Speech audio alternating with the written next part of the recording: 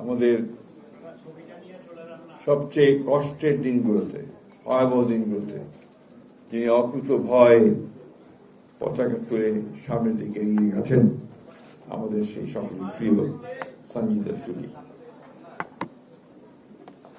আমার এই ধরনের অনুষ্ঠানে আসতে ভালো লাগে না, আমি এবারও আসতে চাইনি। তুলিকে বলেছিলাম যে আমাকে বাদ দেওয়া যায় কিনা।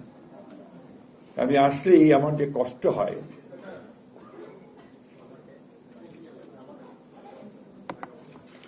এই কষ্টটা আমি সবসময় নিতে চাই না। দীর্ঘ 10 বছর ধরে এই কষ্ট আমরা বয়ে বেড়াচ্ছি। পরিবারগুলো তাদের স্বজন হারা যে বেদনা, খুঁজে না পাওয়ার যে বেদনা, সেই বেদনা, আর আমরা তার সাক্ষী হয়ে থাকার যে বেদনা। কয়েকদিন আগে তুলি আমাদের মায়ের ডাকের ছোট্ট ছোট মেয়েগুলো এখন বড় হয়েছে, কলেজে পড়ছে, ক্লাস 10-এ পড়ছে, সুন্দর শাড়ি পরে ওরা পার্লামেন্টে গিয়েছিল, পার্লামেন্ট দেখতে। ওখান থেকে ওরা আমার ঘরে এসেছিল, আমি প্রধানমন্ত্রীকে ডেকে নিয়ে এসেছিলাম। সাথে সাথে কথা বলেছেন, উনি কথা দিয়েছেন যে উনি তাদের যে সমস্যাগুলো আছে, এই সমস্যাগুলো তিনি দেখবেন। আমি বিশ্বাস করি তিনি দেখবেন, নিজে তিনি একজন ভুক্তভোগী। আমরা আর কথা বারবার বলতে চাই না, আমরা এগুলো কাজ করতে চাই, আমরা এগুলো বাস্তবায়িত করতে চাই। আমাদের শ্রদ্ধেয় নূর খান ভাই যে কথাগুলো বললেন, অত্যন্ত আতঙ্কের কথা। যদি আবার সেই ধরনের কোনো আচরণ দেখা যায়, আমাদেরকে সমবেতভাবে তা প্রতিরোধ করতে হবে। আর আমাদের চিফ প্রসিকিউটর আসার কথা শুনিয়েছেন, অত্যন্ত আন্তরিক মানুষ, কাজের মানুষ। আমি বিশ্বাস করি যে খুব দ্রুত বিচারগুলো এগিয়ে যাবে এবং এটার জন্য সহযোগিতা করার জন্য সরকারের তরফ থেকে যেন সম্পূর্ণ সহযোগিতা করা হয়, তার ব্যবস্থা আমরা করার চেষ্টা করব। আমরা ভাতা ব্যাপারে আমি নিজে সোচ্চার। আমি বারবার করে বলেছি, যদি মুক্তিযোদ্ধাদের ভাতা দেওয়া হয়, জুলাই যোদ্ধাদের ভাতা দেওয়া হয়, তাহলে গুম হয়ে পরিবারগুলোকে কেন ভাতা দেওয়া হবে না?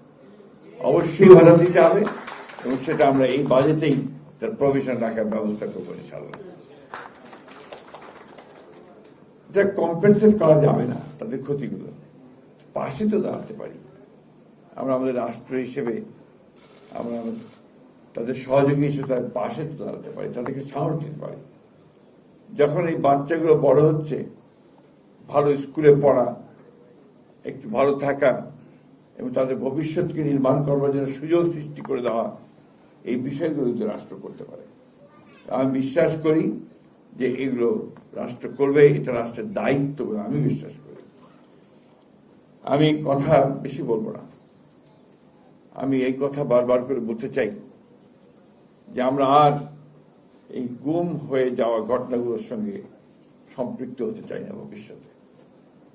এটা একটা হিউম্যানিটির বিরুদ্ধে একটা ক্রাইম, মানবতার বিরুদ্ধে একটা অপরাধ।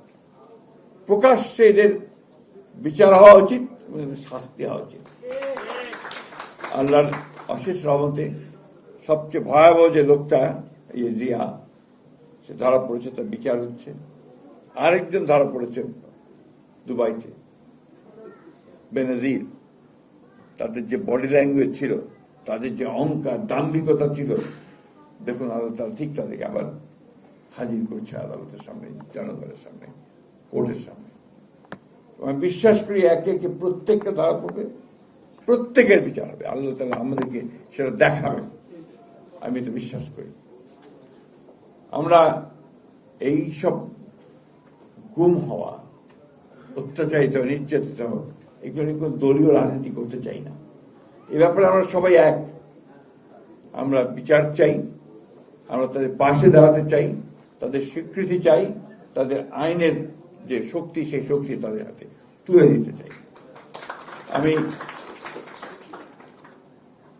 আমি সবসময় বলি যে আমি এই মেয়েটাকে খুবই শ্রদ্ধা করি, ওকে সালাম জানাই, স্যালিউট করি। এই জন্যে সবচেয়ে কষ্টের সময়গুলোতে, যখন কেউ রাস্তায় বেরোতে সাহস করছে না, কথা বলতে সাহস করছে না, তখন এই মেয়েটা জেনেভা পর্যন্ত গেছে নিজের চেষ্টায়, যে এনফোর্স যে ব্যাপারে ইউএনও কিছু করবে। আমি ধন্যবাদ জানাতে চাই ইউনাইটেড নেশনসকে, তারা এই কাজটা খুব দ্রুততার সঙ্গে এই তদন্ত করেছেন, তদন্ত করে আমাদেরকে রিপোর্ট দিয়েছেন।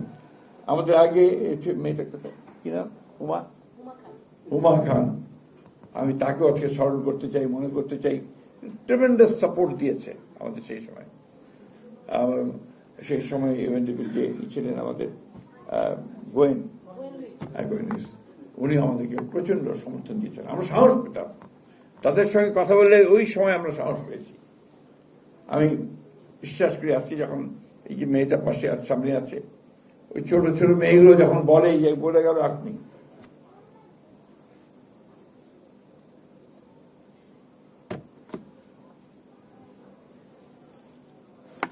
এই কষ্ট রাখা যায় না।